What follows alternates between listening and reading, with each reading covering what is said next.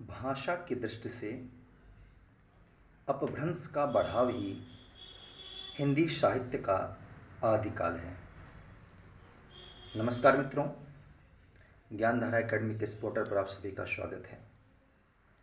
जैसा कि आप सभी को पता है, हम लोग हिंदी साहित्य का इतिहास पढ़ रहे थे, जिसमें हिंदी साहित्य की पूर्ण पीठिका को हमने अच्छे से समझने का प्रयास किया।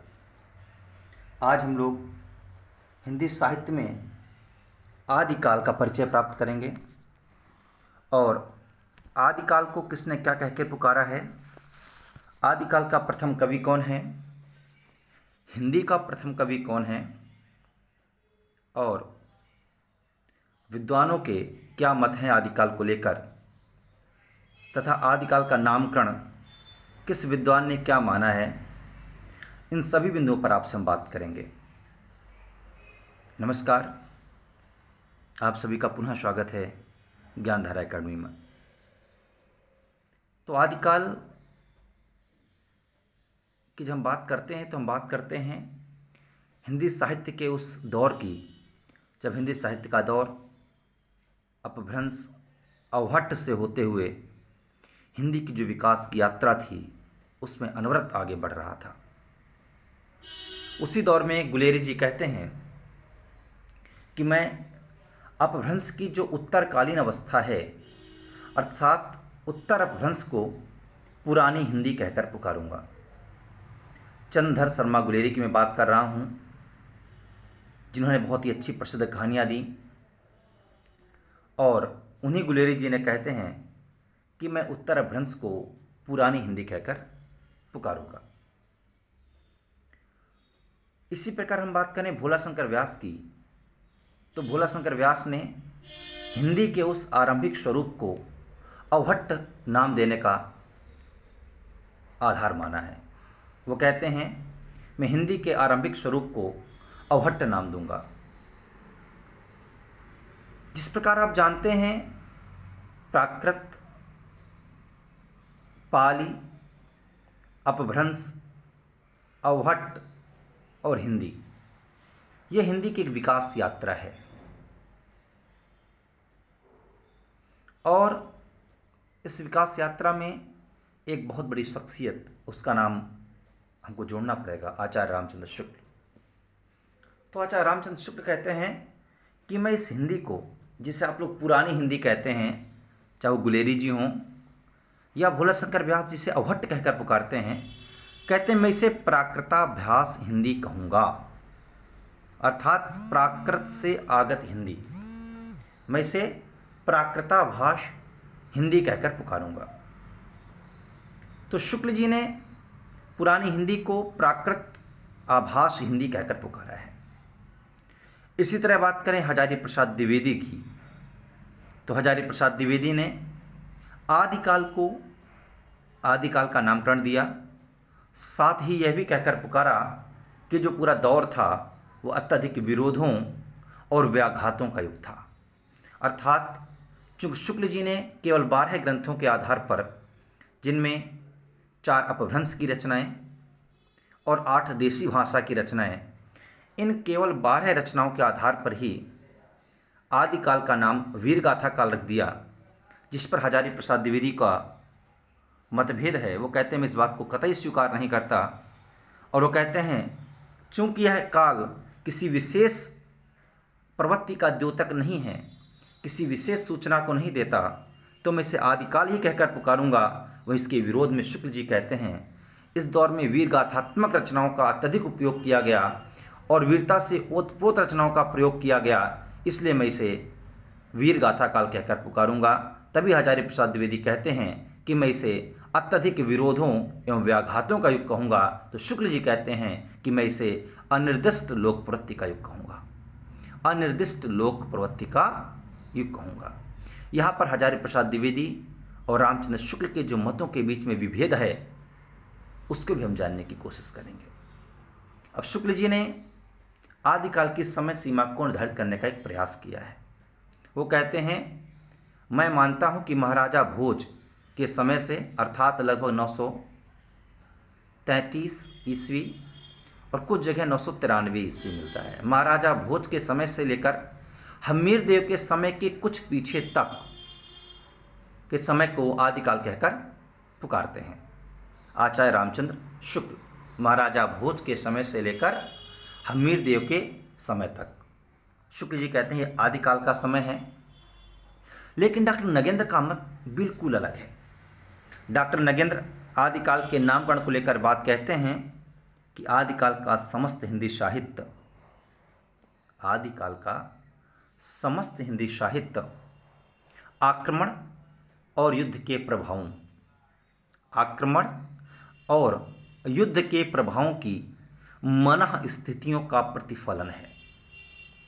एक नया स्वरूप देने की कोशिश डॉक्टर नगेंद्र यहां कहते हैं। वो कहते हैं कि जो आदिकाल का समस्त हिंदी साहित्य है ना, ये आक्रमण और युद्ध से जो प्रभाव उत्पन्न होते हैं, जिसके प्रभाव हमको दिखते हैं, उनका मनः स्थितियों में क्या प्रभाव पड़ता है और उससे क्या एक नई चीज निकल कर सामने आती है, उन सभी मनः स्थितियों का एक प्रतिफलन है आदिकाल में लिखा गया हिंदी का साहित्य। तो यहां पर आदिकाल को लेकर और आदिकाल की पृष्ठभूमि को लेकर जो बातें परीक्षा उपयोगी हो सकती हैं, उन पर हम लोग बात कर रहे थे।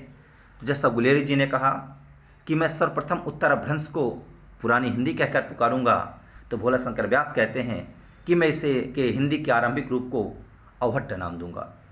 वहीं शुक्ल जी की बात करें तो शुक्ल जी पुरानी हिंदी को प्राकृताभ्यास हिंदी कहकर पुकारते हैं। इसी तरीके से बात करें, शुक्ल ने जो आदिकाल का नामकरण किया, वो कहते हैं मैं महाराजा भोज के समय से लेकर हम्मीर देव के समय के कुछ पीछे तक आदिकाल का समय स्वीकार करता हूं। तो ही डॉक्टर नगेंद्र का मत बिल्कुल भिन्न है। वो कहते हैं जो आदिकाल का समस्त हिंदी साहित्य है वह आक्रमण और युद्ध के प्रभावों की मनः स्थितियों का प्रतिफलन मात्र है, इसके अतिरिक्त कुछ नहीं है। यहां तक थी मूल बातें, जहां से हमने कोशिश की कि आदिकाल क्या है और आदिकाल में हम अध्ययन क्या करेंगे। चूंकि परीक्षा काफी नजदीक है, हमको बहुत ही कम समय में अधिकतम तैयारी करने का प्रयास करना है, तो इसलिए हम थोड़ा सा स्पीड पकड़ेंगे और आज के बाद रेगुलर लेक्चर आप लोगों को मिलेंगे। हम बात करते हैं आदिकाल के नामकरण की। तो आदिकाल को आदिकाल पहले किसने कहा? आपका जवाब होगा HP द्विवेदी अर्थात हजारी प्रसाद द्विवेदी। आदिकाल का नामकरण आदिकाल कह के किसने पुकारा है? तो आप सभी का जवाब होगा हजारी प्रसाद द्विवेदी ने। आदिकाल को 12 रचनाओं के आधार पर, जिनमें से 4 रचनाएं अपभ्रंश काव्य की हैं और 8 रचनाएं देसी भाषा काव्य की हैं, उन 12 रचनाओं के आधार पर इसका नाम वीर गाथा काल कहकर पुकारा है आचार्य रामचंद्र शुक्ल ने। चूंकि जब एक पेड़ पैदा होता है, उस पेड़ को पैदा होने के लिए किसी एक बीज की आवश्यकता होती है। तो महावीर प्रसाद द्विवेदी कहते हैं आदिकाल उस पेड़ का बीज है, अर्थात बीज वपन काल। तो महावीर प्रसाद द्विवेदी आदिकाल को बीज वपन काल कहकर पुकारते हैं। चूंकि रामचंद्र शुक्ल की परंपरा में आते हैं डॉक्टर रामकुमार वर्मा। डॉक्टर रामकुमार वर्मा आदिकाल को संधिकाल और चारण काल, इन्होंने सिद्ध साहित्य, नाथ साहित्य, जैन साहित्य और रासो साहित्य, इन संपूर्ण चारों साहित्यों को संधिकाल एवं चारण काल के अंतर्गत स्थान दिया है। क्लियर? तो रामकुमार वर्मा कहते हैं संधिकाल एवं चारण काल। आगे बात करें नामकरण की, तो अगला महत्वपूर्ण नाम सामने आता है मिश्र बंधुओं का। श्याम बिहारी मिश्र, सुखदेव बिहारी मिश्र और तीसरे बताइए आप लोग, कमेंट बॉक्स में जवाब दीजिएगा। श्याम बिहारी मिश्र, सुखदेव बिहारी मिश्र और तीसरे आप लोग कमेंट बॉक्स में जवाब देंगे। इनकी रचना का नाम क्या है? मिश्र बंधु विनोद। और एक और रचना कौन सी प्रसिद्ध है? हिंदी नवरत्न। ये दोनों रचना, हिंदी नवरत्न में कितने कवि हैं? 9 कवि हैं। तो इन्होंने आदिकाल को प्रारंभिक काल कहकर भी पुकारा है। मोस्ट इंपॉर्टेंट है परीक्षा के लिए। अगले इंपॉर्टेंट हैं गणपत चंद्रगुप्त। तो गणपत चंद्रगुप्त ने आदिकाल को प्रारंभिक काल अथवा शून्य काल कहकर पुकारा है। तो गणपत चंद्रगुप्त के बारे में एक दो बातें और हैं। गणपत चंद्रगुप्त ने जो काल विभाजन किया है बहुत ही अलग तरीके से किया है, इसलिए गणपत चंद्रगुप्त का काल विभाजन भी आप लोगों को याद करना है।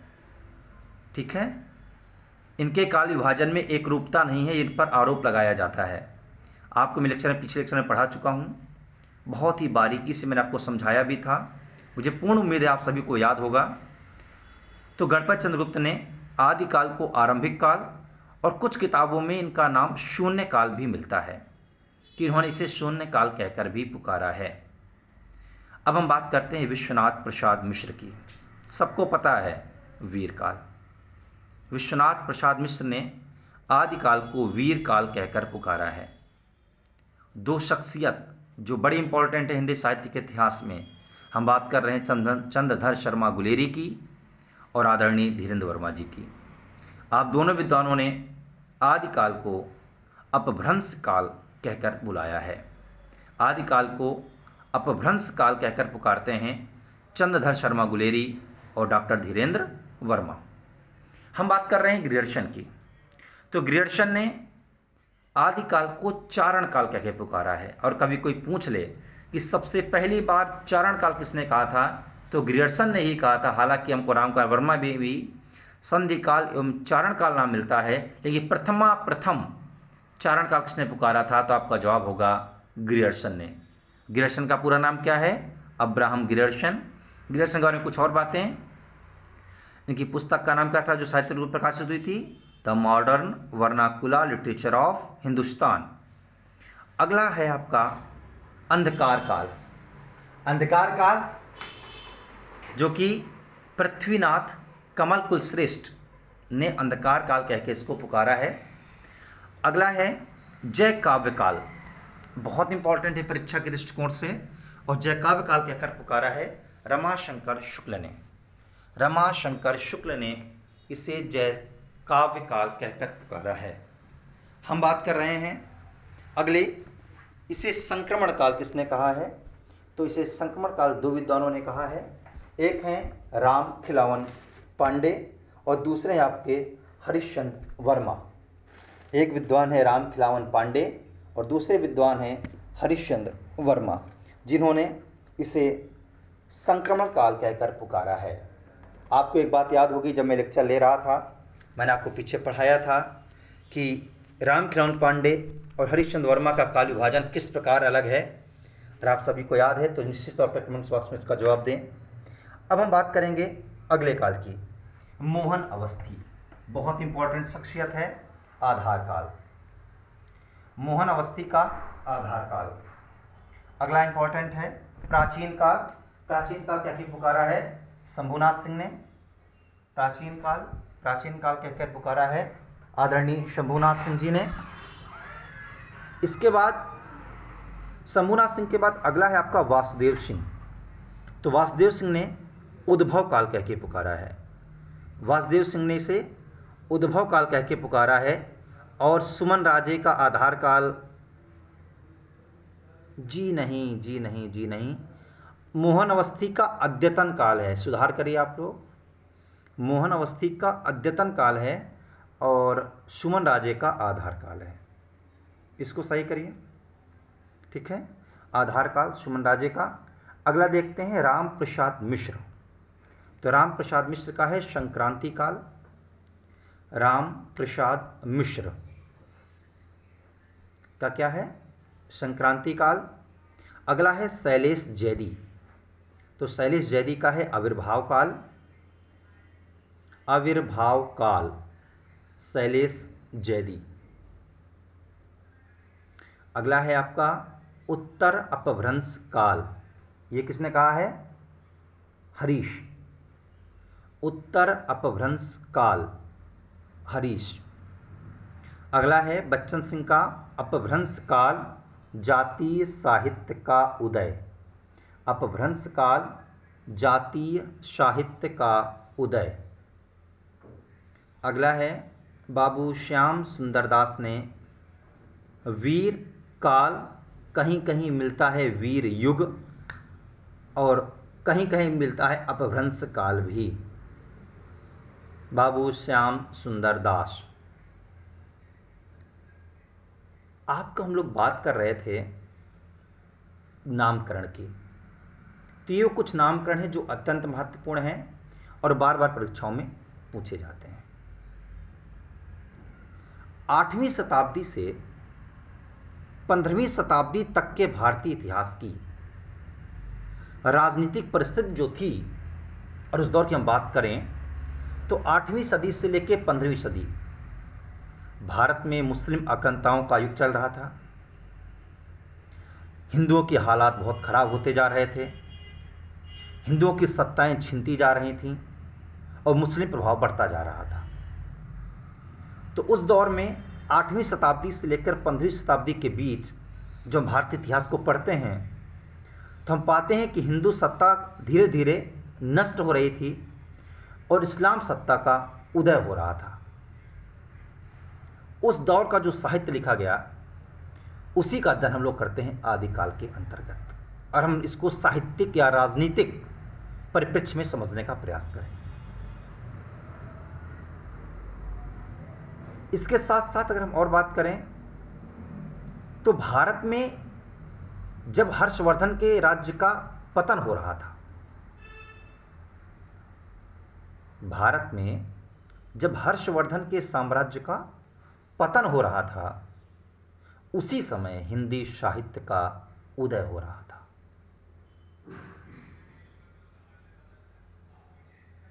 कई विद्वान कहते हैं कि आदिकाल को अगर हम हिंदी साहित्य का जन्म काल कहें या हिंदी साहित्य का शिशुकाल कहें या हिंदी साहित्य का प्रारंभिक काल कहें तो कोई अतिशयोक्ति नहीं होगी। चूंकि हिंदी साहित्य के इतिहास को जब हम पढ़ने बैठते हैं तो हमें उसके हिंदी के साहित्य के पहले हिंदी साहित्य के इतिहास लेखन की जो परंपरा थी, कैसा लेखन हो रहा था, किस तरह वह लेखन को प्रभावित करता था, आदिकालीन काव्य के पहले की शैलियां कौन कौन सी प्रयोग में लाई जाती थी, आदिकालीन काव्य के बाद में कौन कौन सी शैलियां प्रयोग में लाई गईं, इन पर भी हमको बात करनी पड़ेगी। तो हम बात करेंगे आदिकाल की प्रमुख शैलियों की। तो आदिकाल में दो शैलियां आपको दिखाई देती हैं, एक है डिंगल और दूसरी है पिंगल। अगर हम डिंगल की बात करें, अभी राजस्थान आरपीएससी असिस्टेंट प्रोफेसर 2019 में पूछा गया था, सुनिए गौर से। जो डिंगल शैली है इसमें अपभ्रंश के साथ राजस्थानी भाषा के शब्दों का प्रयोग किया जाता था, और इसकी जो सबसे बड़ी विशेषता है वो एक कठोर और कर्कश शब्दावली का प्रयोग इसमें होता है। अर्थात जितना वीर गाथात्मक काव्य लिखा जाता है वो सब का सब डिंगल शैली में लिखा जाता है। क्लियर है? बात करें पिंगल शैली की, तो अपभ्रंश के साथ साथ जब ब्रजभाषा का प्रयोग कर दिया जाएगा और उसमें कोमल कांत पदावली वाले अधिक शब्दों का प्रयोग किया जाएगा तो शैली हो जाएगी पिंगल शैली। और पिंगल शैली की हम बात करें तो जो रचनाओं में प्रेम, स्नेह, श्रृंगारिक रचनाएं हैं वो सभी के सभी आपकी पिंगल शैली में लिखी गई हैं, और जो वीरता से ओतप्रोत रचनाएं हैं वो सभी डिंगल शैली में लिखी गई हैं।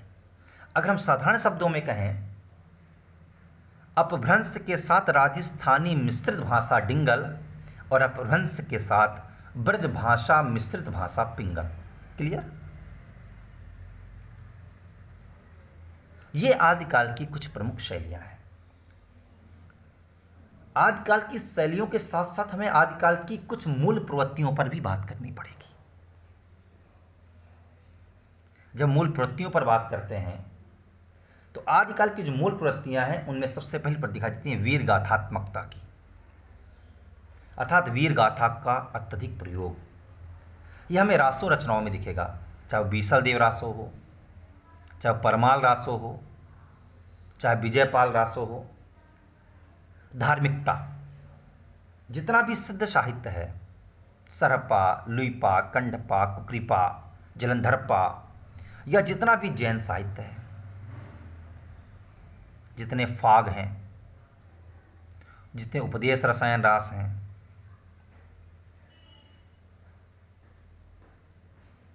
इनमें आपको धार्मिकता दिखाई देगी।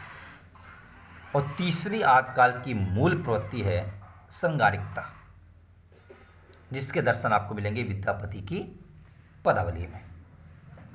तो ये आदिकाल की 3 मूल प्रवृत्तियां हैं जिनका मध्यन करते हैं वीरगाथात्मकता, धार्मिकता और श्रृंगारिकता। तो आदिकाल की शैलियों पर जब हमने बात की तो आदिकाल की 2 शैलियां हमको दिखाई देती हैं, डिंगल और पिंगल। और आदिकाल की प्रमुख प्रवृत्तियों की बात करते हैं तो हमें 3 प्रवृत्तियां दिखाई देती हैं, वीरगाथात्मकता, धार्मिकता और श्रृंगारिकता। अब हम आदिकाल के बारे में अगर और जानने का प्रयास करते हैं तो आदिकाल का सीमांकन देखने की हम कोशिश करते हैं कि आदिकाल का सीमांकन हम कैसे करेंगे।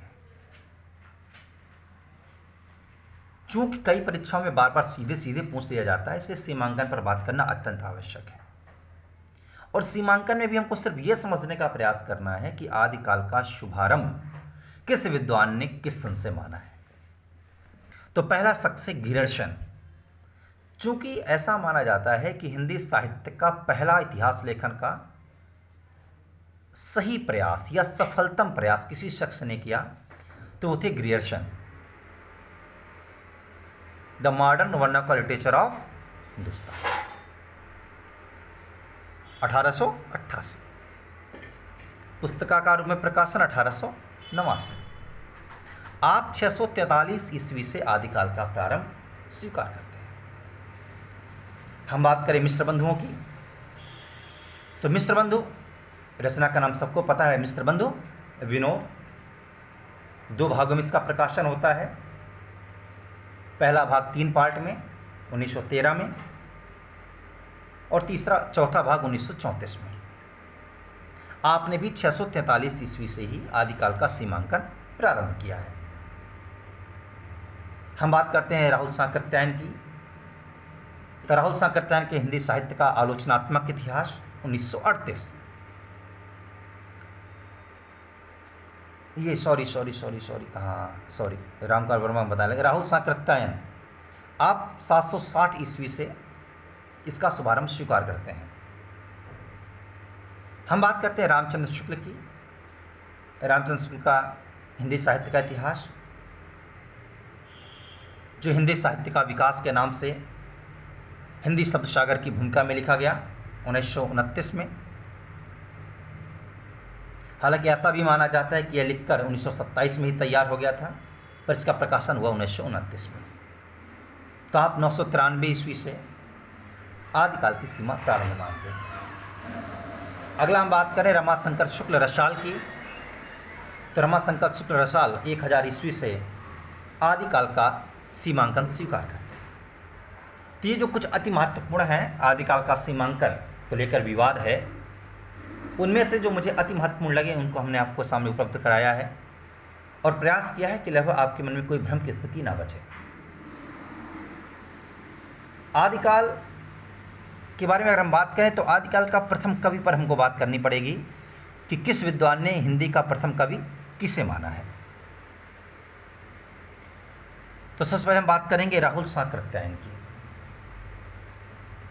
तो राहुल सांकृत्यायन ने सरहपा को, वो कहते हैं 769 ईस्वी में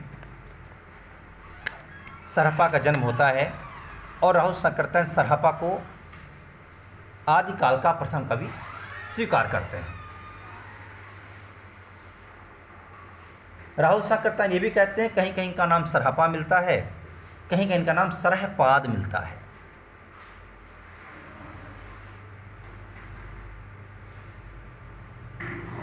तो राहुल सांकृत्यायन की वास्तविक स्थिति ये है। अगले बात करें शिव सिंह सेंगर की। तो ये पुष्य या पुंड दो नाम मिलते हैं उनके, पुष्य या पुंड। 10वीं शताब्दी के लेखक हैं ये। इनको उन्होंने हिंदी साहित्य में आदिकाल का प्रथम कवि स्वीकार किया है। ये सब बहुत मोस्ट इंपॉर्टेंट और परीक्षा के लिए अत्यंत महत्वपूर्ण पॉइंट्स हैं जो आपको पता ही होने चाहिए। अगले हैं आपके गणपत चंद्र गुप्त। गणपत चंद्र गुप्त सालभद्र शूरी, जिनका समय वो 1184 मानते हैं, उनको हिंदी में आदिकाल का प्रथम कवि कहते हैं। गणपत चंद्र गुप्त किसको? सालभद्र शूरी को। स्वयंभू 693, डॉक्टर रामकुमार वर्मा जी हिंदी साहित्य का आलोचनात्मक इतिहास 1938 में इस बात का जिक्र करते हैं। ऐसे ही गणपत चंद्र गुप्त हिंदी साहित्य का वैज्ञानिक इतिहास 1965 में सालभद्र शूरी का जिक्र करते हैं। शिव सिंह सेंगर शिव सिंह सरोज में, हजारी प्रसाद द्विवेदी ने अब्दुल रहमान को, जो कि 13वीं सदी के लेखक हैं, उनको उन्होंने हिंदी साहित्य का आदिकाल का प्रथम कवि स्वीकार किया है। बात करते हैं बच्चन सिंह की। बच्चन सिंह हिंदी साहित्य का दूसरा इतिहास इनकी रचना है, और विद्यापति 15वीं शताब्दी को ये आदिकाल का प्रथम कवि कहकर पुकारते हैं। अब हम बात करते हैं गुलेरी की। चंद्रधर शर्मा गुलेरी राजा मुंज को, जिनका समय 993 ईस्वी, और रामचंद्र शुक्ल राजा मुंज व राजा भोज को, जिनका समय है 993 ईस्वी। तो ये कुछ अति महत्वपूर्ण व्यक्तित्व थे जिन्होंने हिंदी साहित्य का प्रथम कवि जिनको माना है। एक बार स्पीड में हम लोग रिवीजन कर लेते हैं। सरहपा राहुल संकृत्यायन, पुष्य या पुंड शिव सिंह सेंगर, सालभद्र शूरी गणपत चंद्र गुप्त, स्वयंभू रामकुमार वर्मा, अब्दुल रहमान हजारी प्रसाद द्विवेदी, विद्यापति बच्चन सिंह, गुलेरी राजा मुंज, और रामचंद्र शुक्ल राजा मुंज व भोज को। ये थे आदिकाल के प्रथम कवि। अब हम कुछ बातें देखेंगे जो आदिकाल का सर्वप्रथम रचना कौन सी है। इस पर कोई विवाद नहीं है, लगभग विद्वानों ने इसी को माना है। श्रावकाचार, जो जैन कवि देवसेन की रचना है, ऐसा माना जाता है कि रचना 933 ईस्वी में ही लिखकर तैयार हो गई थी। इसमें गृहस्थ धर्म का वर्णन किया गया है और श्रावक धर्म के सिद्धांतों का भी जिक्र इसमें मिलता है। कुल 250 दोहे हैं इसमें। इतना जानना इसलिए इंपॉर्टेंट है क्योंकि यह हिंदी साहित्य की सर्वप्रथम रचना स्वीकार की जाती है। इसका समय भी याद रखिएगा, जब सदी पूछेगा तो 10वीं सदी, और जब निश्चित समय पूछेगा तो 933 ईस्वी। सबको क्लियर हो गया? अब हम लोग कुछ बातें ऐसी करेंगे जो व्यक्ति विशेष से संबंधित नहीं है लेकिन अत्यंत महत्वपूर्ण है। जैसे हम क्या देखते हैं कि आदिकाल में विशेषतः रासो साहित्य, जैन साहित्य, सिद्ध साहित्य और नाथ साहित्य, इन चार के आसपास ही पूरा आदिकाल घूमता है। पर इनके अतिरिक्त भी हमको कुछ और रचनाएं मिलती हैं। तो उन रचनाओं को डॉक्टर नागेंद्र ने अपनी किताब में, जिनके द्वारा संपादित हिंदी साहित्य का इतिहास है, उसमें आदिकालीन स्वतंत्र साहित्य,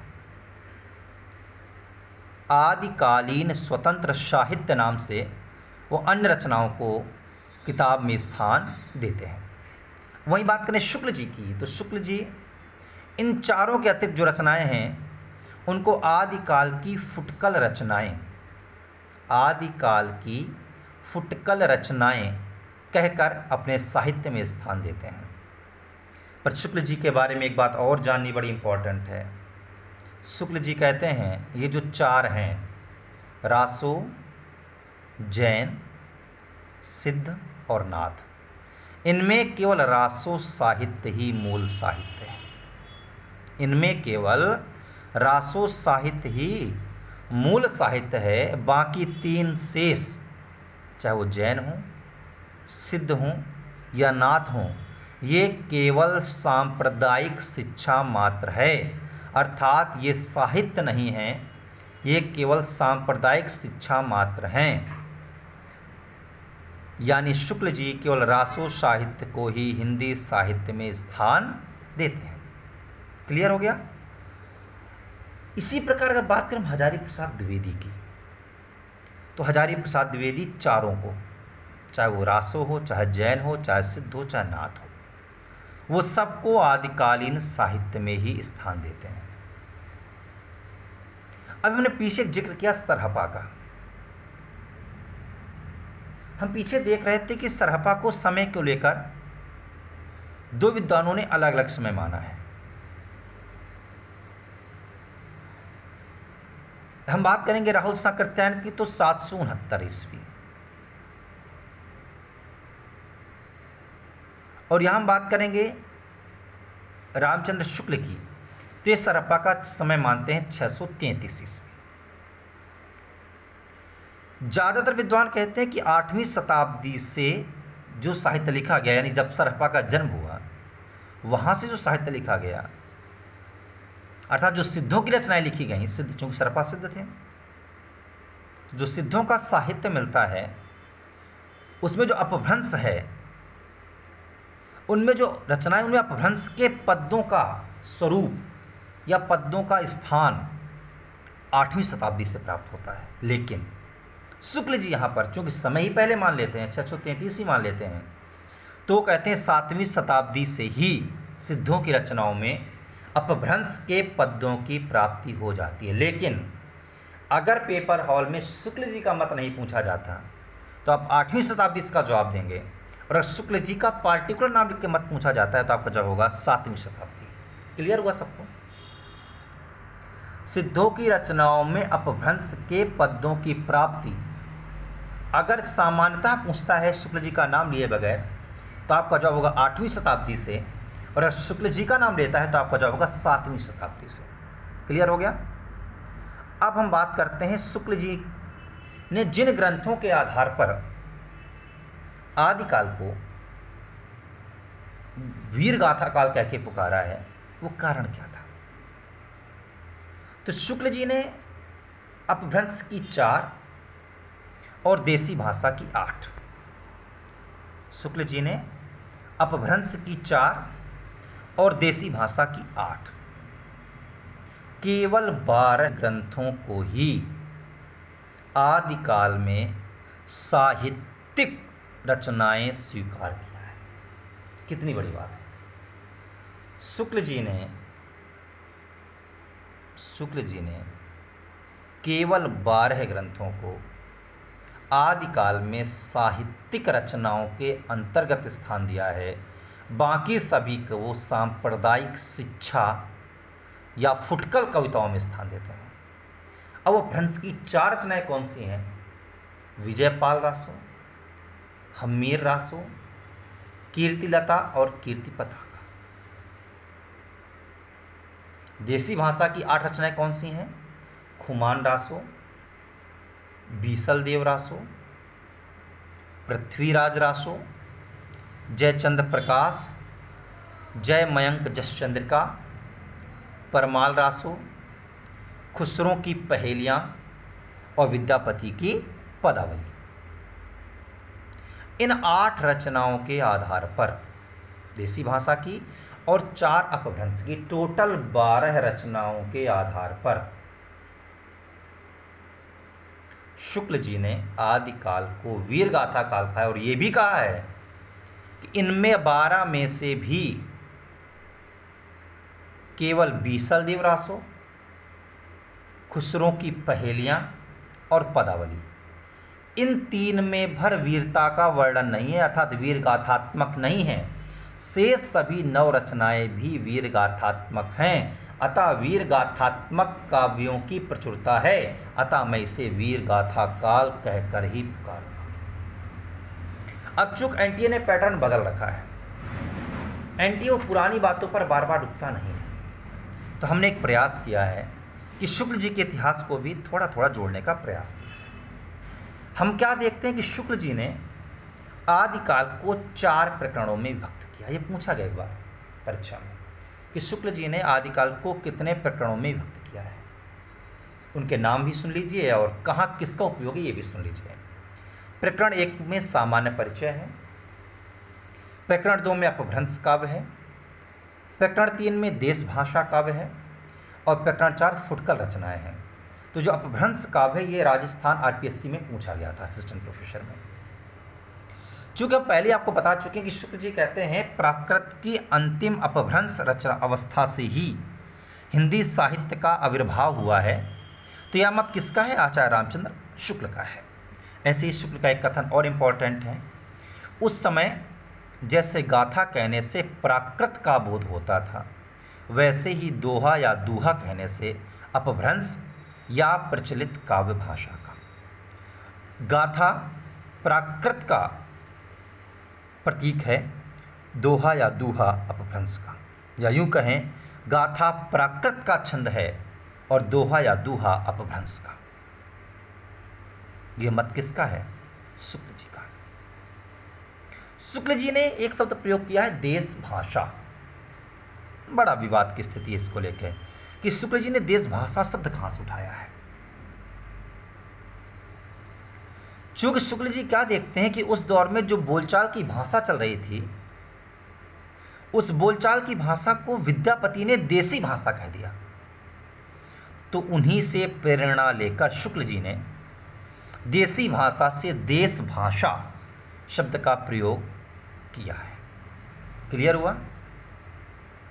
अब हम लोग देखेंगे आदिकाल में बड़े बड़े विद्वानों ने कितने कितने कवियों का जिक्र किया है। आसानी से आपको उपलब्ध नहीं होगा, हमारा प्रयास है कि आपको उपलब्ध कराया जाए। ग्रियर्सन ने आदिकाल में 9 कवियों का जिक्र किया है। उन 9 कवियों का नाम भी अगर आप लोग कहें तो हम उपलब्ध करा दें और आपको जानकारी दी जाए। ऐसी अगर हम बात करें मिश्र बंधुओं की, तो मिश्र बंधुओं ने आदिकाल में पहले भाग में 19, जब पहले प्रकाशन होता है तो आदिकाल के 19 कवियों का जिक्र करते हैं, और जब द्वितीय प्रकाशन होता है तो उसमें 75 कवि कर देते हैं। अब ये 75 कवि कहां से आ जाएंगे, जरा इस पर भी एक बात हम लोग कर लेते हैं। तो जो सिद्ध परंपरा और जो नाथ परंपरा, अर्थात जो सिद्ध साहित्य है और जो नाथ साहित्य है, इन दोनों साहित्यों के कवियों को भी शामिल करके इन्होंने कवियों की संख्या बढ़ाकर कितनी कर दी? 75। पर शुरू में इनकी संख्या कितनी थी? 19।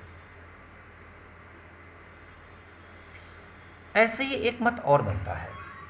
मत यह है कि क्यों ना भक्ति काल से ही हिंदी साहित्य के इतिहास की शुरुआत मानी जाए। तो इस मत को हवा देने वालों में 2 व्यक्तियों का नाम बड़ा इंपॉर्टेंट है। एक है आपके अपने हजारी प्रसाद द्विवेदी और दूसरे हैं गणपत चंद्र गुप्त। तो गणपत चंद्र गुप्त और हजारी प्रसाद द्विवेदी जैसे विद्वानों ने जब देखा कि आदिकाल के नामकरण को लेकर बड़ा विवाद हो रहा है, तब इन्होंने सोचा क्यों ना ऐसा किया जाए कि हम भक्ति काल से ही हिंदी साहित्य के इतिहास लेखन की परंपरा को स्वीकार करें, वहां से इसकी शुरुआत को स्वीकार किया जाए। ये कुछ अति महत्वपूर्ण बातें थीं जो हम लोग पढ़ने के लिए लगातार पढ़ते रहे, और आदिकाल के परिचयात्मक इतिहास में जिसका हमने जिक्र देखा। और अब हम कुछ वो बातें करेंगे जो आपके लिए बहुत इंपॉर्टेंट है, जैसे उत्तर अपभ्रंश की रचनाओं में जो उत्तर अपभ्रंश है उसको अपने इतिहास में स्थान किस किस विद्वान ने दिया है। एक बार प्रश्न बना था, इसलिए आपको हम बता रहे हैं। राहुल सांकृत्यायन जी, डॉक्टर रामकुमार वर्मा, डॉक्टर श्याम सुंदर दास और हजारी प्रसाद द्विवेदी, इन 4 विद्वानों ने जब अपने इतिहास ग्रंथ लिखे हैं उसमें इन्होंने उत्तर अपभ्रंश की रचनाओं को अपने इतिहास में स्थान इन्होंने दिया है। तो ये था आदिकाल का परिचयात्मक विवरण। कल हम लोग रासो साहित्य को देखेंगे। आप में से जो भी लोग अभी भी तैयारी करना शुरू नहीं किए हैं, यूजीसी नेट, असिस्टेंट प्रोफेसर विज्ञापन संख्या 51 या एमपी असिस्टेंट प्रोफेसर या टीजीटी पीजीटी वगैरह, आप किसी भी परीक्षा से तैयारी कर रहे हैं और आप हिंदी के विषय के विद्यार्थी हैं, तो आप लोग हमारे कोर्स के साथ जुड़ सकते हैं। हम लोग के पेड ग्रुप चल रहे हैं जहां पर आपको 30 टेस्ट सीरीज निःशुल्क उपलब्ध कराई जाएगी